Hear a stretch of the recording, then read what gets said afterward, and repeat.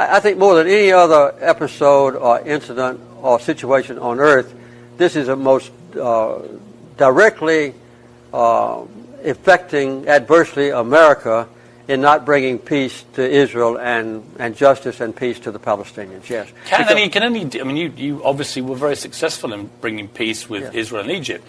Can any deal be done that doesn't involve sitting across a table with Hamas?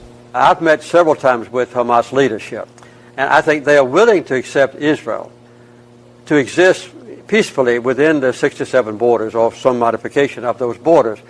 But the first step has to be to bring Hamas and Fatah together so they can have another honest election. That is a major premise, and I think the 67 borders between the two with some modifications will lead to a two-state solution. Netanyahu now, I believe, has decided unequivocally to move to a one-state solution, which every one of his predecessors in the prime ministership have condemned as a disaster for Israel. And I think Israel is now moving toward a disaster for itself and insisting that all the way from the Jordan River to the Mediterranean Sea has to be Israeli controlled. That is a mistake. The word apartheid is exactly accurate. You know, this is an area that's occupied by two powers. They're now completely separated.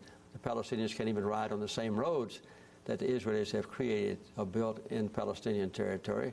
The Israelis never see a Palestinian except the Israeli soldiers. The Palestinians never see an Israeli except at a distance, except the Israeli soldiers. So within Palestinian territory, they're absolutely and totally separated, much worse than they were in South Africa, by the way. And the other thing is, the other definition of apartheid is one side dominates the other, and the Israelis completely dominate the life of the Palestinian people.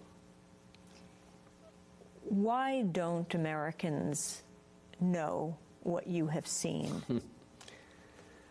Americans don't want to know, and many Israelis don't want to know what is going on inside Palestine.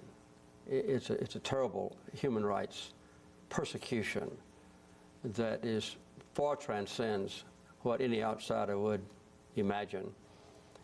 And there are powerful political forces in America that prevents any objective analysis of the problem in the Holy Land.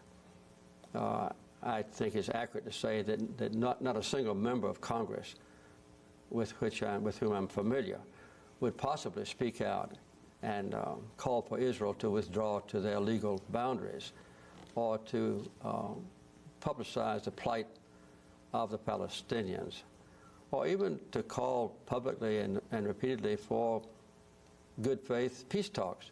There hadn't been a day of peace talks now in more than 7 years. So this is a taboo subject, and I would say that if any member of Congress did speak out, as I've just described, they would probably not be back into Congress the next term.